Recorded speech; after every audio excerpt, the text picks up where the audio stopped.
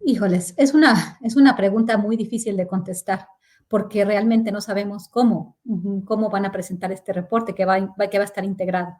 Me parece igual que como dice Ricardo, yo voy mucho en este sentido y va a hacer comentarios muy similares a los de Ricardo porque pues yo no estoy tan segura que el reporte vaya a ser tan completo precisamente por cómo estamos viendo esta vinculación tan importante entre el Ejecutivo y bueno, las Fuerzas Armadas. Obviamente el Ejecutivo, el presidente de la República, es el jefe de las Fuerzas Armadas, pero como supimos, como hemos visto y como lo vimos desde el principio, pues la Policía Federal todavía seguía bajo las órdenes de alguna forma informal, obviamente, y ya más lejana, de Genaro García Luna.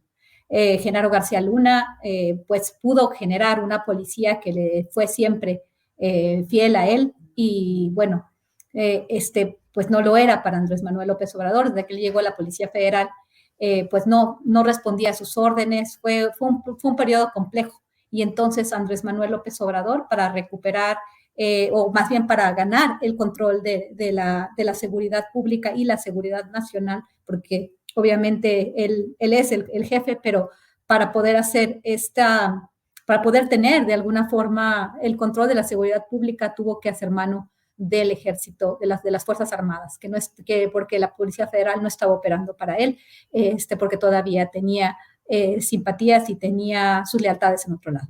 Pero en estos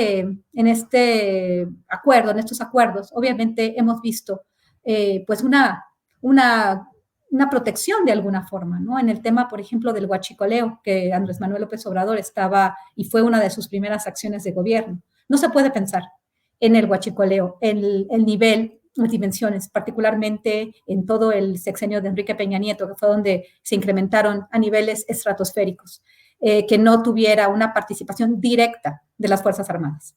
No hay investigaciones, no se puede formalizar la investigación en este momento, tenemos que ser cuidadosos en ese sentido, pero no se puede pensar que no hubo una participación muy cercana de las Fuerzas Armadas para lograr esto, porque ellos son los que se dedican a resguardar la infraestructura, la infraestructura de este tipo en el país, ¿no? La infraestructura de hidrocarburos, el gas natural, el petróleo, la gasolina, es la infraestructura estratégica del país. Y bueno, lo que sucede, que se decía que los Zetas estaban robando el combustible y que se culpa al crimen organizado, pues bueno, al final pudimos ver que fue, y López Obrador al principio de sus mañaneras nos empezó a contar cómo en realidad todo venía muy de la mano al Sindicato de Petróleos Mexicanos, los trabajadores de la empresa de Estado, obviamente en contubernio con las Fuerzas Armadas, pero se tuvo mucho cuidado de no vincular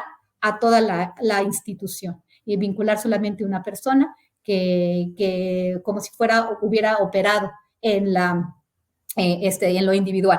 Cuando se vio una operación para las cantidades de gasolina robada que se dieron en ese sexenio, no se puede pensar que no hubo una operación dentro de las Fuerzas Armadas para lograr esto y para tener un contubernio con trabajadores de la empresa Petróleos Mexicanos y con la delincuencia organizada al mismo tiempo. Pero vemos que el gobierno de Andrés Manuel López Obrador no ha tocado a las Fuerzas Armadas, no quiere hacer una investigación de este tipo. Después del tercer reporte del grupo interdisciplinario de expertos independientes, pues como bien lo dijo Ricardo, pues sabemos que hay grandes indicios de que hubo una participación concertada que tuvo un papel fundamental de las Fuerzas Armadas, de la Marina Armada de México y de la Secretaría de la Defensa Nacional.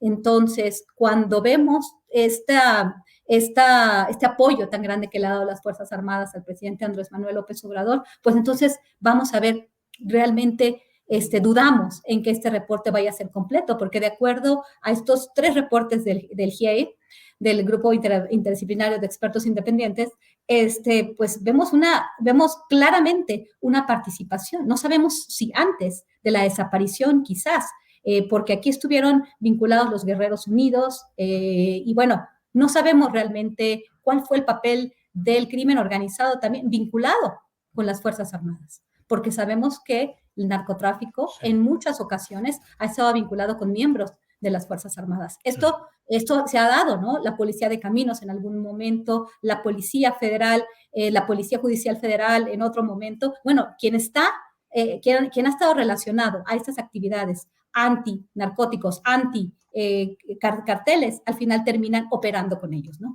Entonces, realmente Sí.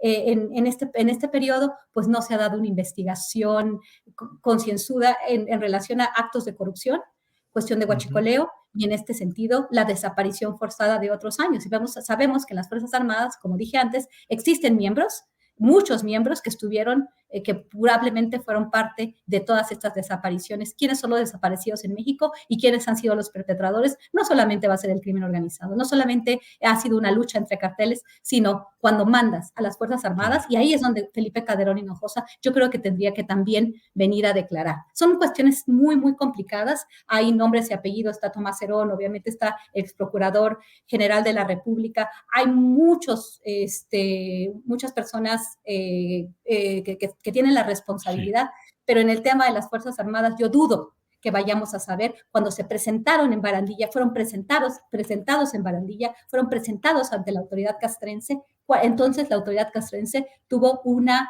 responsabilidad máxima. Vamos a ver si Sí. López Obrador está a la altura para dar a conocer una investigación que no sea otra mentira histórica.